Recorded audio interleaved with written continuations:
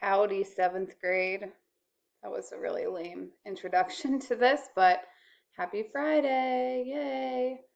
Um, the first thing I wanted to do, and thank you to all of you that turned this in to me yesterday on Google Classroom, I appreciate it, is just talk about this. I know this description um, was a little odd, but majority of you did a great job explaining what you could in relation to thermal expansion and why we saw these things happen. So we're going to just go through scenario to scenario, and um, I'll kind of talk about where we see thermal expansion or lack thereof. So the first scenario is yesterday I blew up a bunch of balloons for my kids. This morning they were all upset because they were much smaller than yesterday. I checked and none of them had holes. Okay, well we know that again, thermal expansion is when the particles, the temperature is raised so they have an increase in kinetic energy, so they move a lot quicker. And when they move and they're inside a substance, it causes that substance to expand. And like we saw with the balloon demonstration that I gave, the balloon actually popped because it couldn't contain those particles anymore that had that increase in energy. So with this balloon, initially the balloon has some thermal expansion that kept the balloon inflated. However, because the balloons maybe were exposed to colder temperatures, it really slowed down the particles inside that balloon and caused the balloon to appear deflated. So the balloon didn't lose any of its particles. The particles just lost the kinetic energy that they once had. So the balloon became inflated or deflated. Whoa. Um, Okay, the second one, when we can syrup, we place the hot liquid into the jars, then screw the liquids on. After sitting on the counter for about 30 minutes, the top of the lids all pop down. So thermal expansion is definitely happening when the hot liquid is placed into the jar. The liquid has a high temperature, so the particles making up that liquid have a great kinetic energy and causes the liquid to expand. So when the jar is initially closed with the lid, uh, that is at a time where the temperature is so high, the substance has expanded, so the lids are still popped up. But as the substance cools and the temperature goes down and the particles lose their kinetic energy, that's what causes the lids to all pop down eventually because they've lost that energy and are no longer expanded. Okay, and last but not least, my son was trying to open a jar of pickles, but it was too tight. I told him to put the metal lid under hot water for about 10 seconds and try again.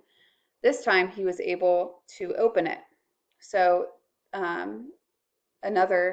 this is a good example of something that you could even do at home if you are struggling to open a jar, is to put it under hot water. So what happens here is when you put the jar, or when this guy put the jar under hot water for 10 seconds, it caused the particles that made up the lid to speed up and cause the lid to expand just enough so that he was able to open the jar of pickles. So I know for each of these, I'm sorry, my cat is like crawling on the computer.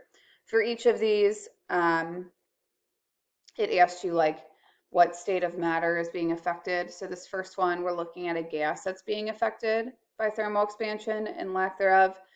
This one, we're looking at a liquid. The last one, we are looking at a solid.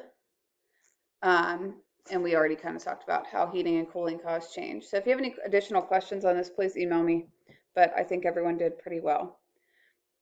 All right, next we're going to look at, or we're going to review heat, and we're going to play a little song. But We talked about how heat yesterday, what is it? You know, the energy transferred between objects that are at different temperatures. Energy is transferred between different objects, and we looked at that diagram from the fire to the pan to the bacon, and that direction of energy transfer is always from the object of higher temperature to lower temperature. But this really important thing that we reviewed back from the water cycle was about specific heat.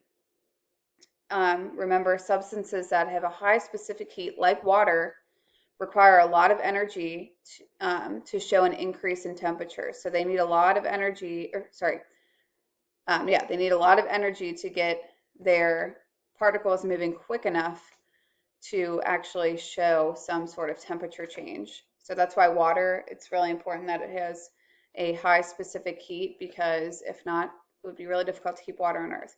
And I typically would play this song in class. I'm sure you're familiar, hopefully you are, with this movie, The Year Without a Santa Claus. Heat Miser, I'm sure you've seen the Snow Miser, Heat Miser, TikTok thing, whatever. But I always chuckle because I play this when we start talking about heat. So if you want to watch it, you can YouTube it on your own time. I'm Mr. Green Christmas. I'm Mr. Such a good movie. There's Mr. Heat Miser. So anyway, that is heat today, and you should have read, shoot, I just closed my book. In Memento, you should have read page 176 to 177 on radiation. So today we're going to talk about radiation. Monday we'll talk about conduction and convection, and then Tuesday we'll do some sort of short quiz or something to end this. Do not fear, it'll be open note, especially since I wasn't there to talk to you about this, but then we'll be departing for Christmas break. So radiation is the transfer of energy as electromagnetic waves. So this happens it's an energy transfer that happens between objects that are not in direct contact with one another. So a good example would be the sun. The sun radiates energy as electromagnetic waves as light and heat. Now, these electromagnetic radiation that we're talking about, these electromagnetic waves, you can see the sun's energy radiated in the form of light. We can actually see those electromagnetic waves. However, when it's radiating this heat energy, you don't see that. But obviously, we know that we're not in direct contact with the sun. And the video you're actually going to watch after you're done with this is talking about sunlight being way older than we think. In the video, it kind of goes through, it takes 8 minutes for the electromagnetic waves from the sun to reach Earth, radiate on Earth, warm certain things, and then it talks about how long it actually takes that energy to reach. So it all starts in the center of the sun, how long it takes to reach the outer sun, and then eventually, make its way to Earth. I didn't put any notes for 170. I just closed my book again. For 177, just because, it's good to read, but we know that the sun and radiation in general is important to all things that happen on Earth. We've talked about the sun so many different times in relation to the water cycle. We're going to talk about when we get back from Christmas break, when we start looking at photosynthesis and cellular respiration.